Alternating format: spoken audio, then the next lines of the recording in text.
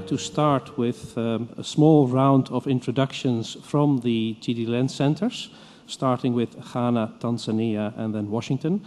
I would like to give the floor now to Ghana. If you look at the multiplicity in use of water resources, water planning should be cross-cutting and basic component of the national planning, economic planning, which includes energy. So from this point, the water planning should be very basic and should embrace all other aspects of the economy.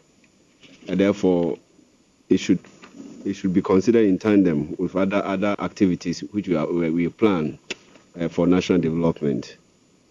If planning is done properly for water, it goes a long way to affect the production of energy, and also goes a long way to affect the communities, the local communities, in that if proper planning is done, the use of land or land use pattern for the water resources, like the flood areas, can be used properly to enhance the economy of the local people. For example, if there is proper plan to admit floods during the flooding time, as we have been experiencing with the emergence of the climate change, the flood areas can be used for fishing grounds during the flood time, and when there is drought, which we are finding it difficult to predict at the moment because of the climate change, the drought season can also provide good grounds for development of food crops. But we come back later to that. Tanzania. Can I give the floor to you, Sylvester? And with the Senate, you can see there are two aspects.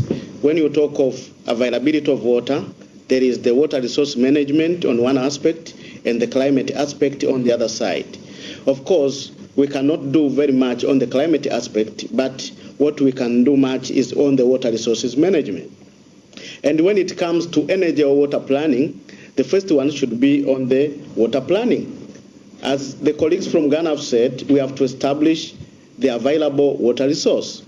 We have to make sure that we know what is really available and how it can be divided between different uses. In Tanzania, according to the water policy of 2002, we have really characterized and prioritized the uses of our water. What comes first? This is domestic water uses, and the other uses comes next. But when you come to hydropower, you find hydropower is one of the biggest commercial user of our water resources.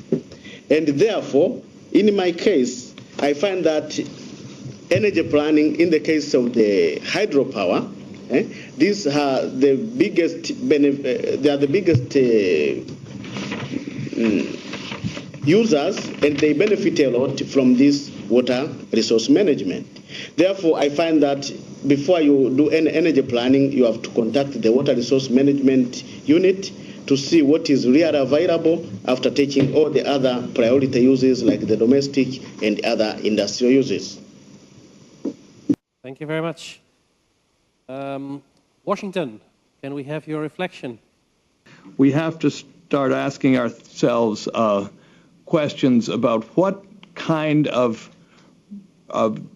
mechanisms exist to not only do the coordination that someone mentioned earlier, I believe from Ghana, which is extraordinarily important, but to be able to conduct what I would call an almost permanent process of analysis, education, communication, and most emphatically, negotiation over what benefits are. Luis, and you want first? Okay. I would like you to give it from a Brazilian, you from a Californian perspective. Thank you. Okay, let me start addressing Walter's question, which I think is the most fundamental one. What are the mechanisms to assure this integration? I think based on everyone's presentation, this integration mechanism has to exist, and we have seen that some mistakes in the past of the power sector being the driver's seat cannot be replicated in the future. I know it gets much more difficult when you have multi-countries involved, and the example which comes to my mind is the Lake Victoria 2000 year, in the year 2006, 2 years ago. Involves other countries, riparian states, and Uganda was in desperate need for power, and overdrawing the reservoir would not recover its water. So the mediation mechanism and the conflict resolution, it's more difficult than in one single country. But I would like to draw more attention to pricing, which I think it's very much aligned with what the bank has been saying, and in the case of Brazil, with the National Water Agency has been saying but not yet implementing. And one example which I can refer to is, again, the power rationing in 2001, where the water was a very scarce resource, and the way to evaluate this scarcity, the economic way, was to look into this linear programming model and look at the economic value of water, which was established to be $300 per megawatt hour at that point in time. So using 1 cubic meter of water would represent in kilowatt hour equivalent or megawatt hour equivalent $300. And to better allocate this resource among the different users, a mechanism was put in place where every single user was given a quota, was a rationing system. This quota was 80% of last year's consumption. So every consumption over and above this quota would be priced at $300 per megawatt hour. So the cost of scarcity went all the way down to the end user in such a way that the end user could react to this price. Closing remarks, wrap up, Abel? Well, just to say that I'm very, very pleased and impressed by this session. It's the questions and the discussions with Ghana and Tanzania extremely relevant, and the level of the attendance. So it's a pleasure for us. We work for you, and these are two countries where the bank has substantial program in water that goes on from water supply and sanitation to energy to many different areas of the water agenda. So we'll be very happy to continue these discussions. It's this dialogue with you on water policies. It's on many different areas that you might like. It's the World Bank Institute is the branch of the bank that deals with the learning and the capacity. It's a building agenda in our client countries, and from our side of the bank will be very, very pleased to continue discussing with you at this level. It's through this mechanism. And every piece of information that we have presented here, you can find that in our website. Is www.worldbank.org/water. This is a new and updated website.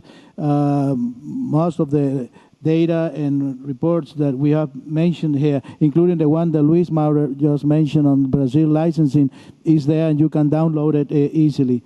So it's if you would like to continue this dialogue, please get in touch with our sector leader. It's in each one of the countries. I believe in Tanzania is Mr. Atto Brown, and also in Ghana, in Accra, I think is Mr. Ventura Benguechea, a Spaniard that lives there. So I think through them we'll be happy working jointly with WBI to provide more of the content that you like, and pass the experiences and lessons and the knowledge that we can have at the bank. Thank you very much, and thank you for your attendance.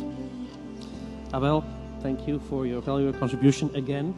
Thank you very much, and I hope that we'll meet again.